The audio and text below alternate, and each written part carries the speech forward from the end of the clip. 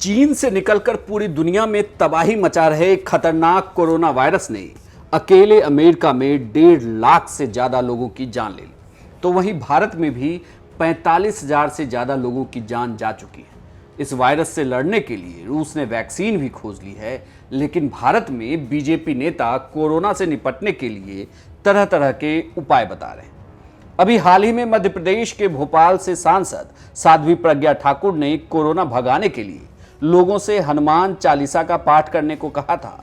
तो वहीं अब राजस्थान के टोंक सवाई माधोपुर से बीजेपी सांसद सुखबीर सिंह जौनपुरिया ने दावा किया है कि मिट्टी लगाकर शंख बजाने से रोग प्रतिरोधक क्षमता बढ़ती है और यह कोरोना वायरस से लड़ाई में मदद कर सकता है। उन्होंने खुद कीचड़ में बैठकर लोगों को ये बातें बताई।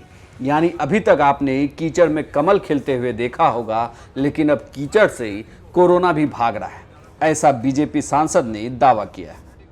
नेचुरली मानना है कि जिस हिसाब से आपके लंग्स और किडनी अगर दोनों चीज क्लियर हैं, दोनों चीज काम करते हैं और उसमें शंख का बजाना बहुत बड़ी बात है। मैं 2 मिनट तक शंख बजा लेता हूं। मैं पहले 10-20 सेकंड बजाता था, उसके बाद नहीं बज पाता था, लेकिन अब लगातार प्रैक्टिस से जिस हिसाब से करीब 2 मिनट तक शंख बजा लेता हूं, मैं समझता हूं आप सबको भी ये बात का करना चाहिए। मैंने पहले भी जिस दिन कोरोना शुरू हुआ था 22 तारीख को मैंने अपना एक वीडियो डाला था और उसमें भी कहा था कि अपनी इम्यूनिटी को बढ़ाइए। इम्यूनिटी दवाई खाने से नहीं आती, आपको नेचुरलिटी से इम्यूनिटी मिलेगी। आप धूप में जाइए, बारिश में भीगिए, मिट्टी में बैठिए, खेत में काम करिए, पैदल चलिए, साइकिलिंग करिए, शंख बजाइए और देसी चीज खाइए। इन सब चीजों से इम्यूनिटी बढ़ती है। इम्यूनिटी की दवाई खाने की जरूरत नहीं है। मैं समझता हूं आप सबको भी अगर इतना भी डर लगता हो, मेरे टोंक सवाई माधोपुर आ जाइए, मैं आपको किसी गांव में ठहरा के दिखाता हूं। अगर आपको दूर दूर तक भी कहीं बीमारी आ जाए, माननीय प्रधानमंत्री ने इस बात का धन्यवाद किया है कि जिस हिसाब से लोग गांव में रहते हैं, गांव के लोगों की इम्यूनिटी जिस हिसाब से उन्होंने देखी और कहीं भी दूर दूर तक भी कोरोना नहीं आया, तो माननीय प्रधानमंत्री जी ने इस बात का धन्यवाद किया है। और मैंने पहले दिन इस बात को कह दिया था कि राजस्थान प्रदेश के लोगों के अंदर में कोरोना कहीं दूर दूर तक भी नजदीक नहीं आएगा। आज वही बात सिद्ध हुई है।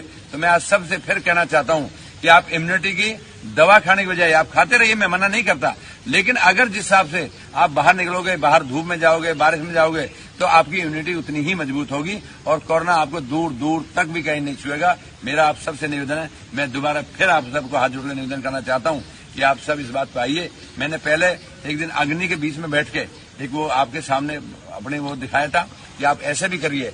आज मैंने धूप में चल कर दिखाया, ट्यूबवेल के नीचे नहाते हुए भी दिखाया, मैंने आज इसमें भी दिखाया बारिश में भीगते हुए। तो मैं सब चीजें नेचुरली लीजिए और इसका मजा ही कुछ और है। इसलिए मैं आप सबसे निवेदन करना चाहता हूं कि आप सब आओ और हम सब मिलकर इस हिसाब से जो भगवान की दी हुई चीजें हैं उनके सब खेलें। सुखबीर सिंह जौनपुरिया की कोरोना भगाने वाली ये मड थेरेपी इस वक्त सोशल मीडिया पर वायरल हो रही है। एक पत्रकार ने उनका वीडियो पोस्ट करते हुए लिखा, भाभी जी पापड़ के बाद बीजेपी सांसद सुखबीर जौनपुरिया बता रहे हैं कि कैसे कोरोना से लड़ने के लिए देसी नुस्खे आपके शरीर की अंदरूनी ताकत बढ़ा सकते हैं। इसके पहले केंद्रीय मंत्री और राजस्थान के बीकानेर से सांसद अर्जुन राम मेघवाल भी भाभी जी पापड़ की वजह से सुर्खियों में छाए हुए थे। उनका एक वीडियो सामने आया था जिसमें वह एक निजी कंपनी के लिए लॉन्चिंग विज्ञापन कर रहे थे। इसमें वो कह रहे थे कि आत्मनिर्भर भारत कार्यक्रम के तहत कोरोना वायरस की इस लड़ाई में इम्यूनिटी को विकसित करने में यह पापड़ मदद पहुंचाएगा। हालांकि वो इस वक्त खुद कोरोना से जूझ रहे हैं और एम्स में भर्ती हैं।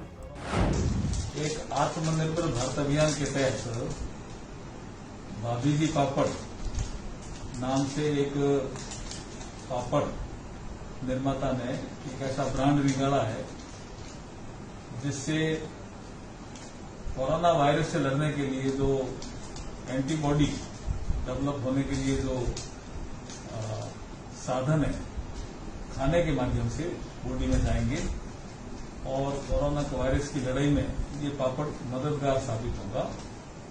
मुझे लगता है कि आत्मनिर्भर भारत अभियान में जो ये शुरुआत की है सुनील भंसाली जी ने, हम उनकी शुभकामनाएं देते हैं और वो अपने इसमें सफल होंगे ऐसी आशा करते हैं। इससे पहले जब भूमि पूजन होने वाला था तो कुछ ही दिन पहले भोपाल से बीजेपी सांसद साध्वी प्रज्ञा सिंह ठाकुर ने कहा था कि कोरोना महामारी को खत्म करने के लिए रोज शाम को 7 बजे हनुमान चालीसा का 5 बार पाठ करें।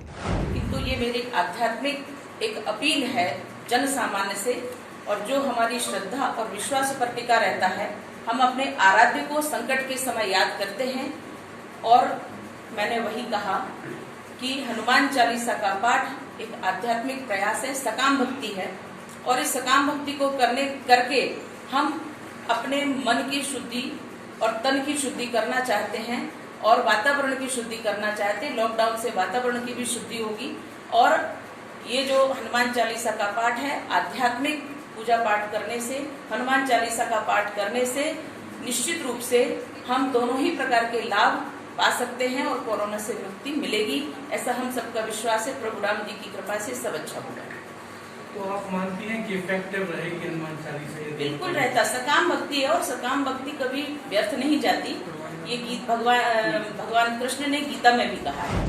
बीजेपी नेताओं के कोरोना भगाने वाले नुस्खों से इतर बात देश में फैलते कोरोना मरीजों की करें तो WHO के आंकड़े बता रहे हैं कि 13 अगस्त की शाम तक भारत में 23,96,600 से भी ज़्यादा केस हो गए हैं, जबकि 47,000 से ज़्यादा लोगों की जान जा चुकी है।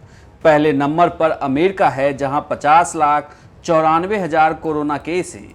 1,63,000 से भी ज़्यादा लोग जान गंवा चुके हैं। तेजी से बढ़ते कोरोना के आंकड़ों के बीच राहत भरी खबर यह है कि रूस ने कोरोना की वैक्सीन ढूंढ लेने का दावा किया है। यहां तक कि रूस के राष्ट्रपति ने सबसे पहले इस वैक्सीन का टेस्ट अपनी ही बेटी पर किया है।